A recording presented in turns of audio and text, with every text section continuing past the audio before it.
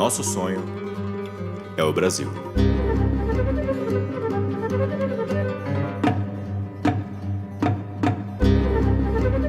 Então, já entrando, né, no assunto chinês, que também traz consigo alguns ruídos, né? Algumas pessoas falaram, teceram luas sobre como foi, outras já disseram que o Brasil está se alinhando com a China, enfim.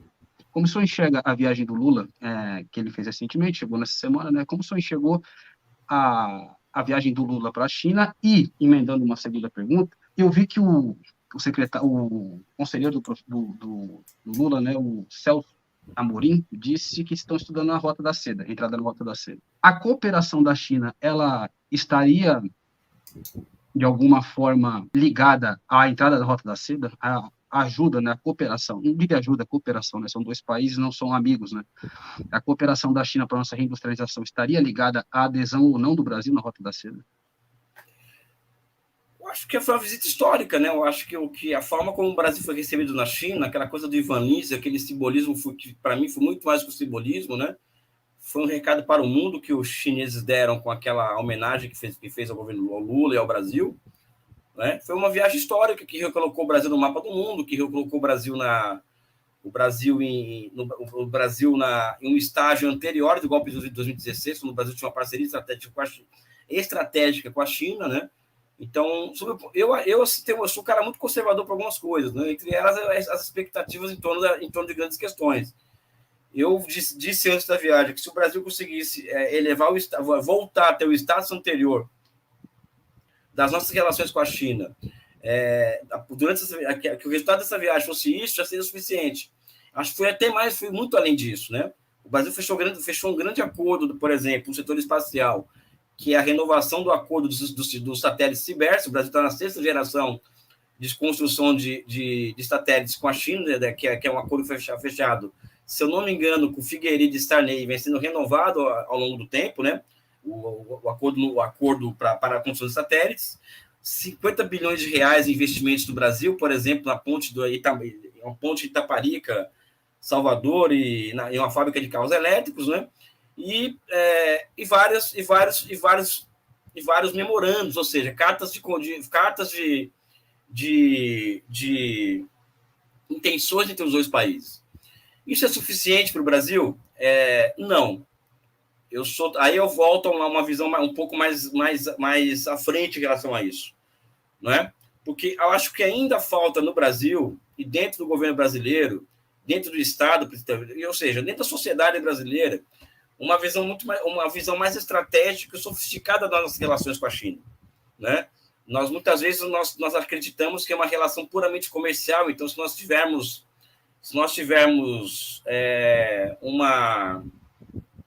uma superávit comercial, já está bom, de bom tamanho, coisa que não é bom. Ou seja, o Brasil não pode ficar vendendo soja, minério de ferro e petróleo e comprando um maquinário chinês e mantendo superávit. Isso é bom? Não é bom.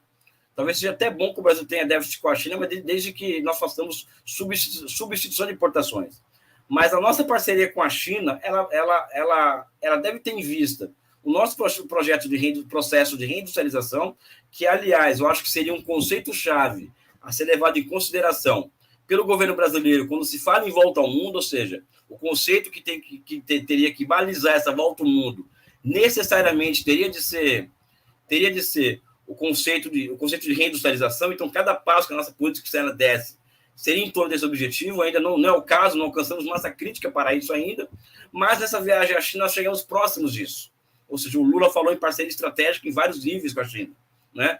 Então, o ideal, ou seja, aquilo que eu desejo, aquilo que eu tenho pensado, é que existe uma complementariedade entre Brasil e China, existe uma necessidade que a China tem do Brasil se transformar em um país que tem um papel de liderança aqui na América Latina, porque para a China, porque eu acho que, inclusive, indo além da China, o lugar do socialismo no mundo hoje é a multipolaridade.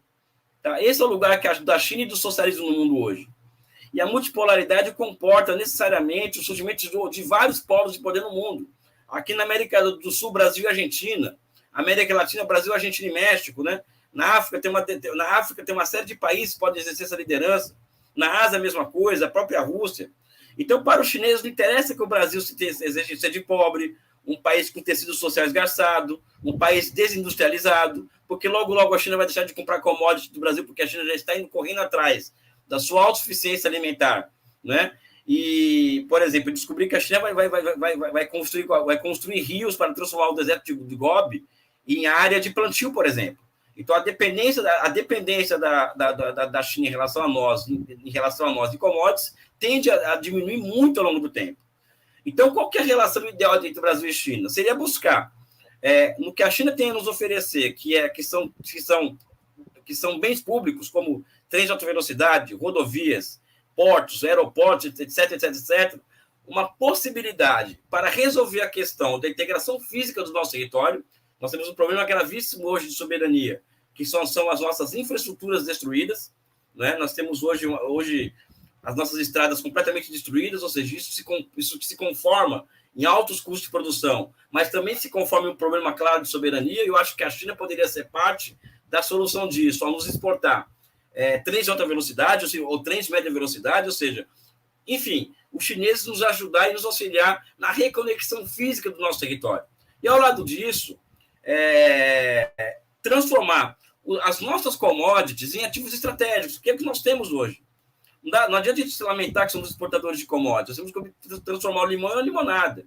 Então, o Brasil deveria transformar em ativos estratégicos soja, minério de ferro e petróleo e colocar isso em um grande jogo na troca com a China dessas commodities por bens públicos, assim como as tecnologias desses bens públicos e também a possibilidade de joint ventures entre empresas brasileiras e chinesas para a construção desse tipo de bem público.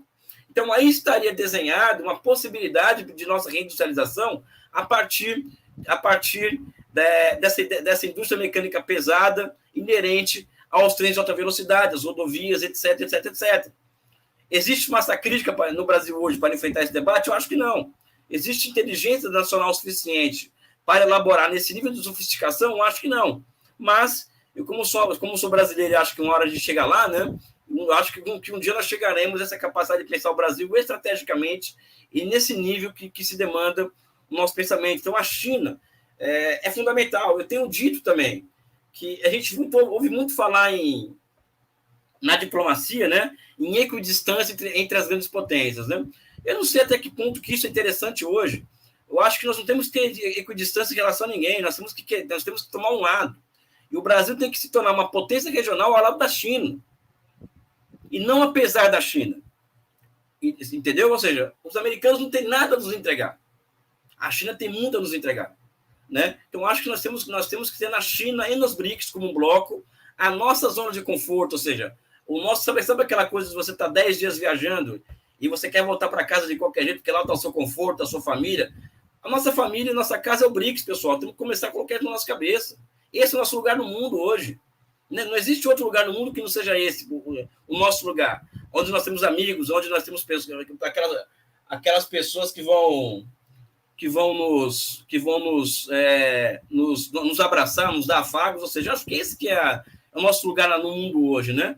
Agora é isso, né? São só opiniões minhas de um cara que pensa o dia inteiro, né? E que boa parte do que eu penso, ela pode ser um baita de idealismo, né? Mas sou obrigado a pensar, né?